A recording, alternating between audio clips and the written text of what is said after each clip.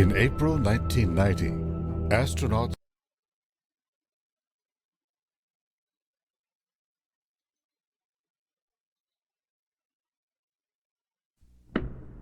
No more, my Lord. No more, my Lord. Lord, I'll never turn back. No more. I found in him may rest and play, and he have made me glad. No more, my Lord. No more, my Lord. Lord, I'll never turn back. No more. Jesus, say, man, I am looking for. Can you tell me where he's gone? Go down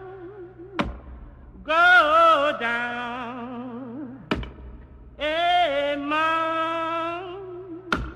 flower yard, and perhaps you may find him there.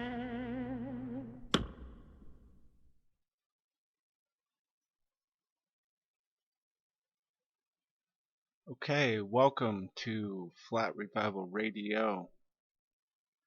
This is a really impromptu video, and I'm flying solo. Normally, the editor of Flat Revival magazine, Louis Lewis, would be here with me, but he's off at a wedding, and I felt compelled. I've had this realization for a little bit, and I just felt compelled to talk about it tonight. I had some time. I'm in a deadline crunch with my jobby job, and I've been cranking that out. But I had some time tonight, and I wanted to talk about this because I feel like it's really important. I'm sure we're going to revisit this in a bigger way in the future with more people, but I just wanted to kind of lay the groundwork for what my thought is on this, and so bear with me. Initially, this is a bit of there's some abstract ideas I want to lay down here first, and you can see this image, of the globe inside the hands, and I want to talk about this. I want to talk about this concept because what we're dealing with is psychological warfare here. We're all, if you're a flat earther especially, you understand this, that this is psychological. So much of what we're dealing with today is psychological. And the idea that the world is small, that it's something that can fit in your hands, right? That this is the beauty of the ball, the little marble, is that conceptually mentally speaking, it's a contain. The sphere is like a contained thing. It's easy for your brain to understand, to kind of put the ball and make it and contain it and make it something that's you can relate to on a measurable, on a small level. And I think this is part of the game. This idea that we live in this, it's the modern world. We have all these this communication technology, and therefore the world has become very small, right? And I think this is a very intentional part of the process. This is something that this ability to see the world as small in this way is something that is part of the program. It's part of the agenda here.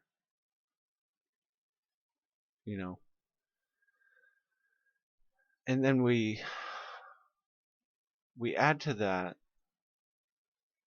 We've got the internet now. This thing that I'm communicating to you across this World Wide Web, this thing that connects us all. And once again, this serves to create the sense that it's small. It's been shrunk down. It's this thing that is now this very contained, small entity that we can wrap our brains around, that we can reach out to anyone and everyone at any time. And there's a sense of empowerment, of course, with that. And there is something really beautiful about that. Logistically, realistically, technically speaking, if you produce something and put it out there online, it could be seen by untold millions of people. Now, that might be a rare phenomenon, something going viral, whatever, hitting on that level. It could be rare, but it's possible. We all understand, like, it is possible to reach a massive audience, leveraging this tool, this thing that we all have access to. But we have to. Why would we be given access to such a tool? If it had the power we want it to have, or think that it has, why would we be given access to it at all? It doesn't make much sense. If you're trying to, if you're at the helm of a control mechanism, why do you give the masses access to something that potentially gives them that kind of reach? I think we have to ask these questions. So, I was watching one of the contributors to Flat Revival magazine is Crow 777. This guy's awesome. He has an amazing show he puts on every week. Crow777radio.com. The guy has been doing amazing work for quite some time.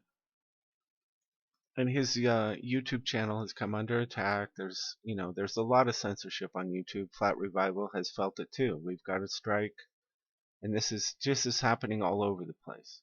And even during ODD's live stream today, literally during the stream with Crow, he got a copyright strike, which I don't know definitively, but may be he may not be able to stream for 90 days.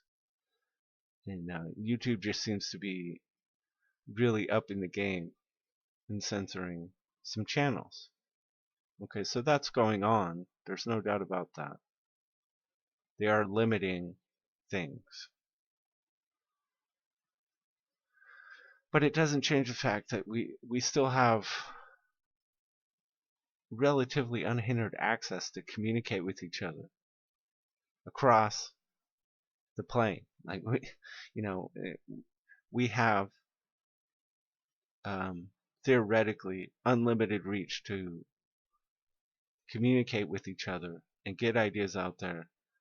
And I think there is this overwhelming sense that this can be leveraged to bring about change, to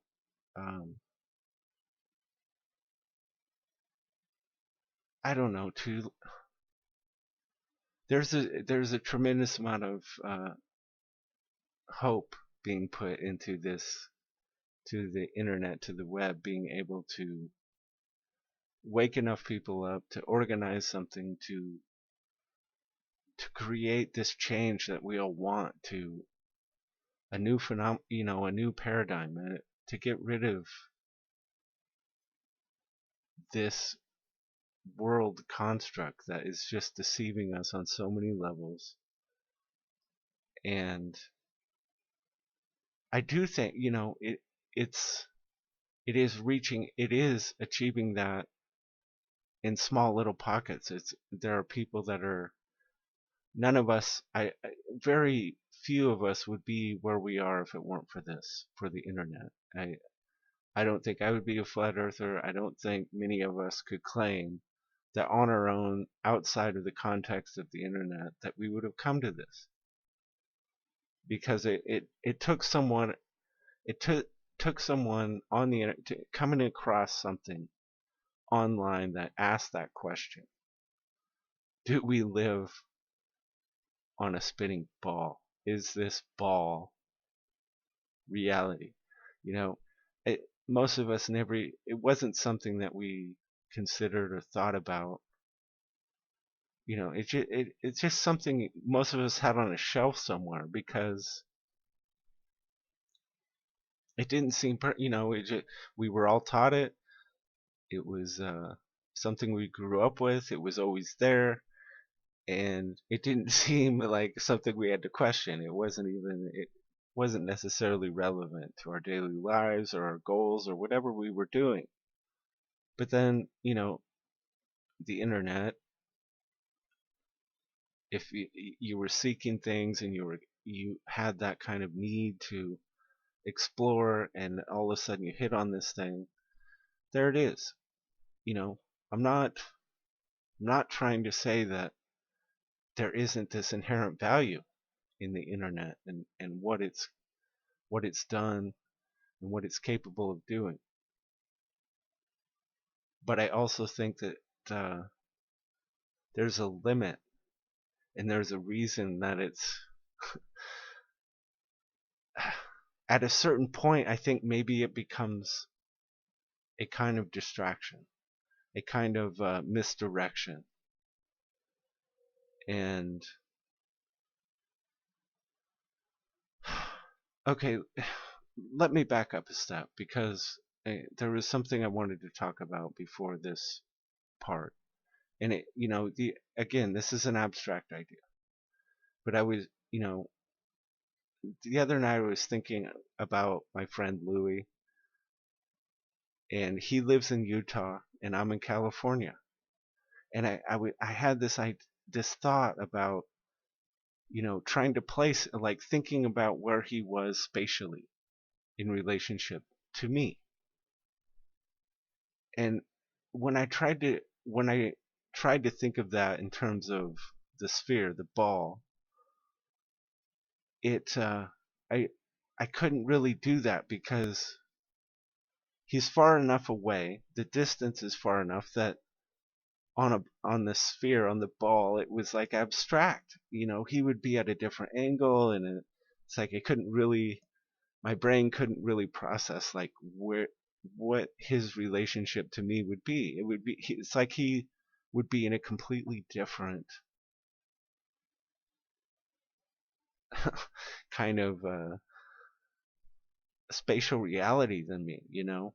And that's, I don't even know if I can express this in words alone without like imagery, but I'm doing the best I can.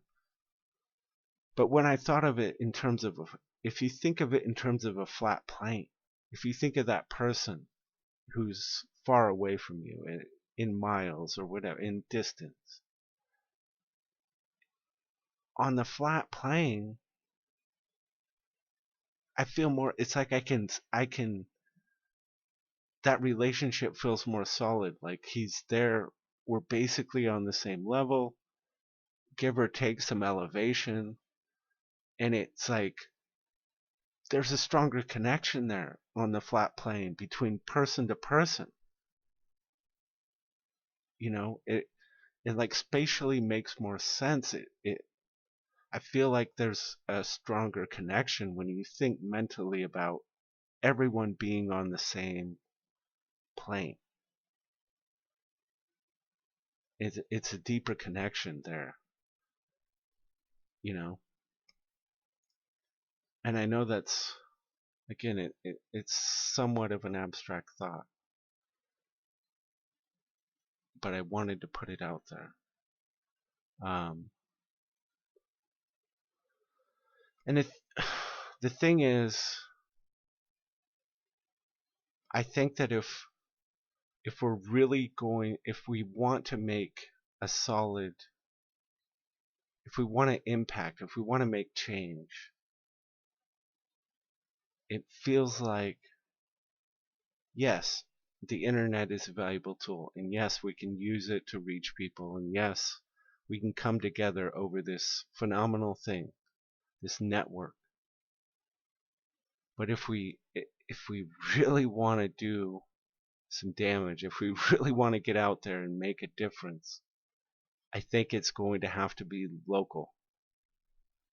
I think, and then trust me, this is not a realization I wanted to have, because it's comfortable. It's comfortable working within this framework of being at the computer and doing all the things we can do via this thing, social media. I'm a graphic designer, so it's very intuitive to me to, like, I can create things and put them out there instantly and get responses and people see it, and there's a lot of juice there. There's a lot of energy at play with that. I'm not knocking that. I'm not denying that it has an inherent power to it. But I think the real McCoy, the real thing, is stepping outside your door, going outside, and organizing things at the local level, getting people at events or organizing things that draw real people together in a real world setting, face to face. I don't think there's any substitute for it. There just isn't any substitute. Again, when I was watching the ODD thing with Crow today, there were almost, at a certain point, there were almost 1,000 people watching, and I was like, damn, that's impressive for a flat Earth related or a truth channel to have almost 1,000 people watching online at one moment. I don't. There's no other channel I go to that has that kind of pull. It's big. It felt big, and it was like, wow, that's amazing. But in the context of the internet, what is a worldwide audience? What is in the context of you know, whether this number is accurate or not, 7 billion people. And I understand not all 7 billion people have access to the internet. Some people have,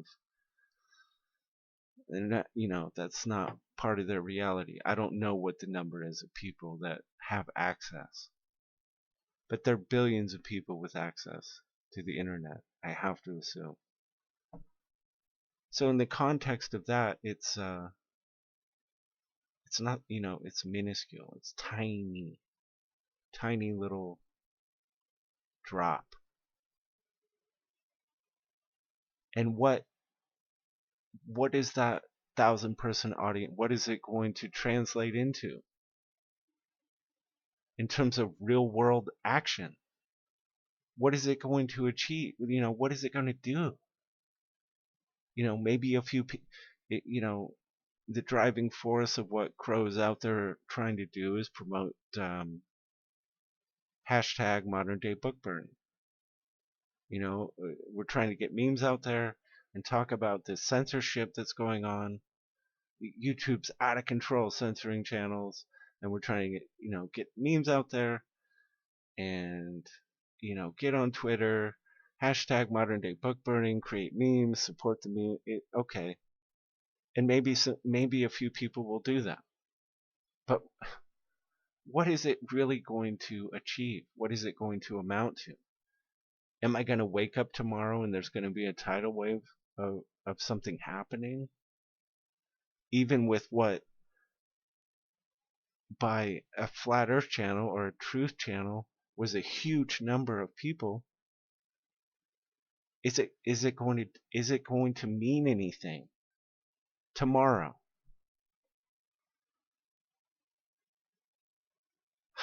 And I hope that's making sense. I mean, it's not like I'm not trying to like, I'm totally blown away by ODD and people's support of each other, and the internet is amazing. But even in the context of what Crow 777 does, he puts out these incredible, well-researched, mind-blowing episodes of content every week, and it's probably mostly just it's reaching the choir. It's reaching the people that already know or have a sense of what this is. That's why they're there. And I'm not saying it isn't good. It's positive. I'm there too. I'm a member of his site, and I love it. I'm absolutely grateful that he's out there doing what he does. But what is it really doing? And yes, this is an inconvenient truth, as it were. To steal a very bad,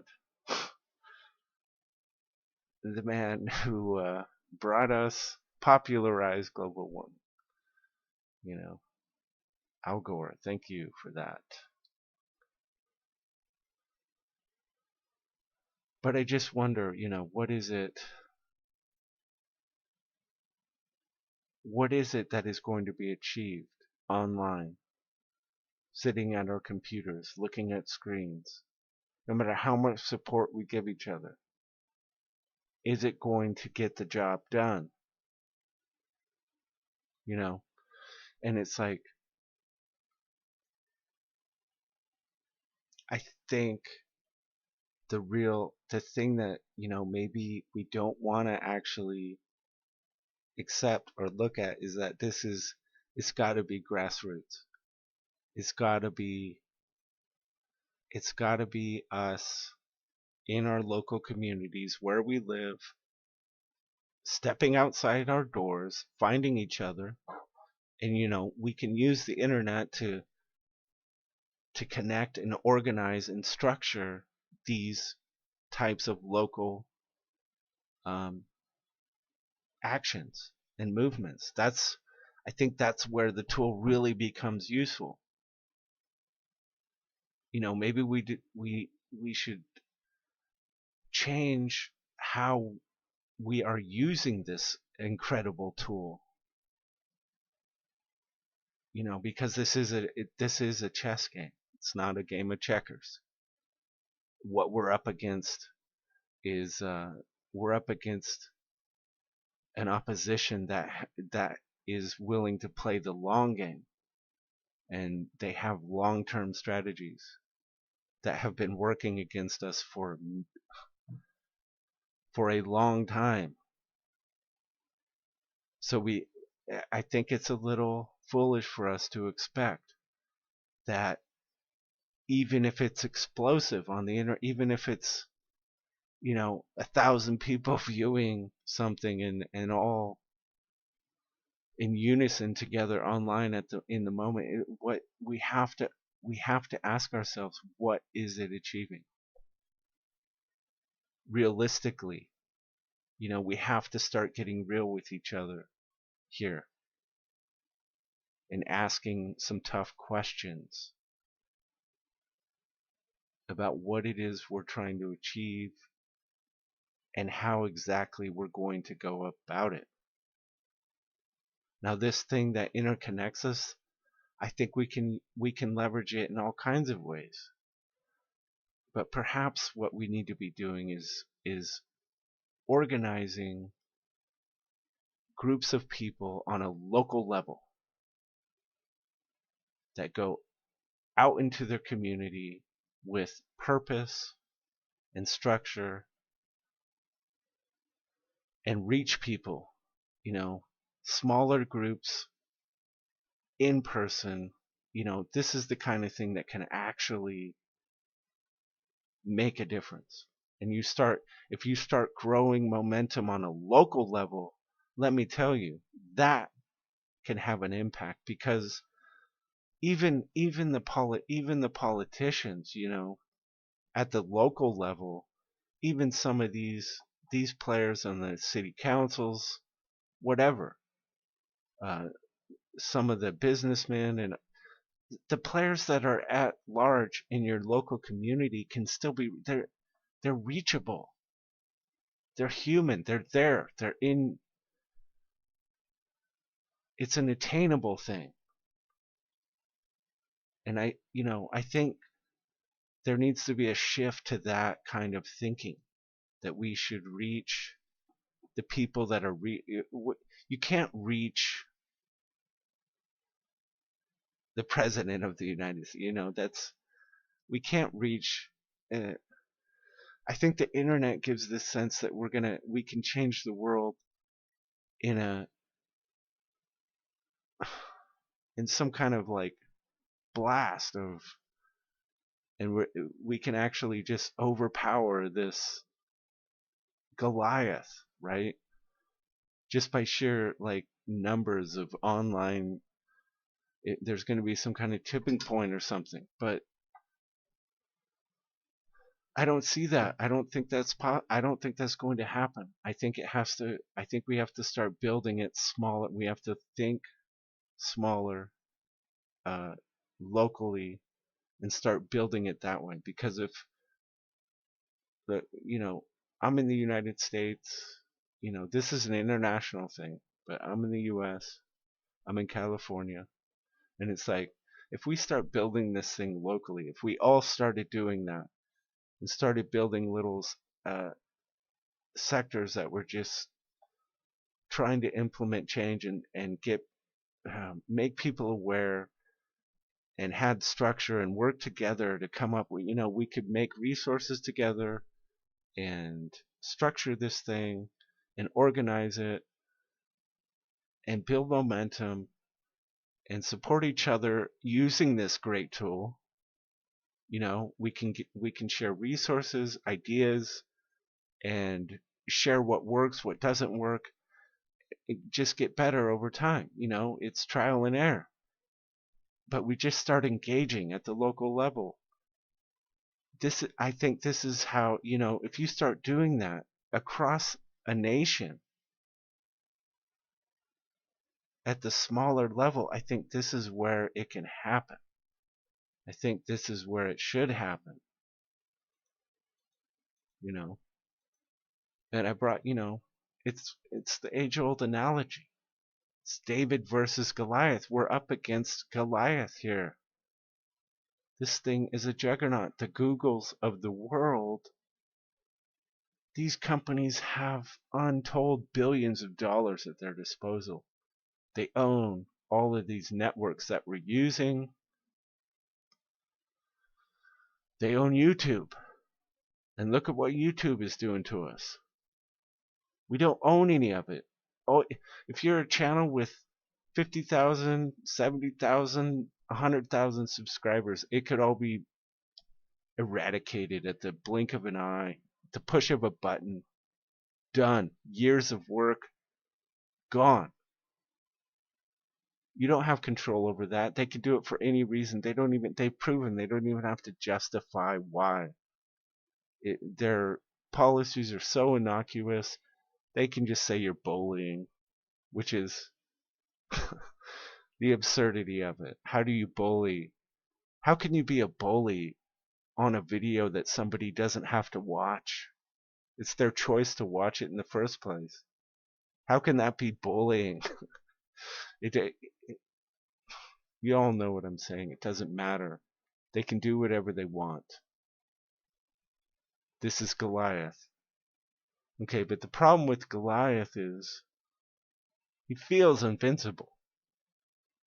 He believes himself to be invincible. He's too big. What could possibly defeat Goliath? So what does David use to defeat Goliath? A slingshot. And why does that work? Because Goliath assumes a slingshot is an inept weapon. It's not a threat. It doesn't seem like a threat. It's a joke to him. And I think that's the point here, is that you can't run by trying to leverage the internet solely by trying to say, look, we can reach the whole world by using these platforms online. We're going to reach the whole world and change it that way. We're basically saying we're going to bum rush Goliath and win head on in straight confrontational battle. That's foolish. It's not going to happen. It's not going to happen. What we need is a weapon that doesn't seem like a threat, that is too small for Goliath to take notice of, that he would laugh at. And that's what the local thing is. Goliath can't take notice of it, has no control over the local. I think the internet has become a big sinkhole, a big distraction that we're sinking all of our time into it. And when we should, if we put that same energy into a structured local movement, where across the nation, across the whole plane, across this whole world, if we were all doing something small locally, Goliath would have no oversight of it. He wouldn't be able to see it. He would think it was nothing, because it would fly under the radar. It's the slingshot. And I think this is the thing. I don't, it's not popular to me either. I'm very comfortable in my environment. I'm a freelance graphic designer. I've built a reality for myself where I can live in my cave, and I like my little world. And the last thing I want to do is go out there into my community and, and do like, person to person activism kind of stuff. That's not what I want to be doing either. And I think that's the point. I think they've gotten us addicted to this instant gratification, this like um, pursuit of the big numbers. How many views, how many followers, how many subscribers can I get? It's exciting, like this idea that you have access to this inexhaustible audience. You could reach an endless number of people all at once. It's like very enthralling. And I think we've become addicted to it and reliant on it. And we think it's the answer. But we have to ask ourselves, well, why is it here for us? Why are they letting us use? It's because it's really not a threat. It's not going to do anything. It's reaching people person to person locally that's going to do something. What we need is this. We need the slingshot. We need that primitive, simple weapon that Goliath won't even see, doesn't even care about, can't police, can't govern, can't oversee, has no control over. And that's you stepping outside your door. That's you and me going out there with a few, you build a team, it starts with 1, 2, 3 people, build it, and you just start working it locally and build it into something until it's, and if we're all doing that, if it's nationwide, worldwide, local level action, person to person move, all of a sudden Goliath is going to be up against a number that it cannot deal with, won't be able to deal with. And I don't think this is going to happen with the internet alone. The internet is a component, it's a tool we can use to organize this local action. It's absolutely valuable. And of course we continue to all the stuff that's going on, it's still valuable. I'm not saying there's no value in it. But to think that it's the answer, to think that it's going to get us across the finish line I think it's fallacy. I think we're fooling ourselves because it's fun and it's comfortable and we like the idea of it. But I want you to consider, like, I put out videos or do something and I'm like, wow, we got 300 views on this video. And then I'm like, it's kind of like, wow, that's nothing. Like, look at what other people are doing. And it just seems so minuscule. And then all of a sudden it hits me. If I was at a live venue, if I was out somewhere putting on an event in my local community and 300 people were there, I would be over the moon. I would be ecstatic. I would be terrified almost. There'd be so many people. And this is you see the game being played here. We've been made to think that this idea of the small world and we can reach millions of people at once. So if you have a few hundred, it's like nothing. But you put that in the context of the real world, it's huge. So we have this skewed sense of things that I think the internet has contributed to. And I don't know, I just think we need to get back to person, doing it old school, grassroots, doing the legwork in a way that really can matter, really changes people.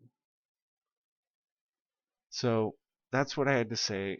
Sorry if it was a little scattered. I just had this. I felt like I needed to get the ideas out there, and I know they're not completely solidified. Flat Revival is probably going to hit on this topic in a bigger way at a later date, with more minds involved and a little bit more cohesive. Hopefully, the message got across in some way, and I appreciate everyone. Please contact me at flatrevival@gmail.com if you have thoughts. I'd love to hear them. And please sign up for a newsletter. You can do that at flatrevival.com. It's the best way to get updates and notifications from us. And thank you, everyone.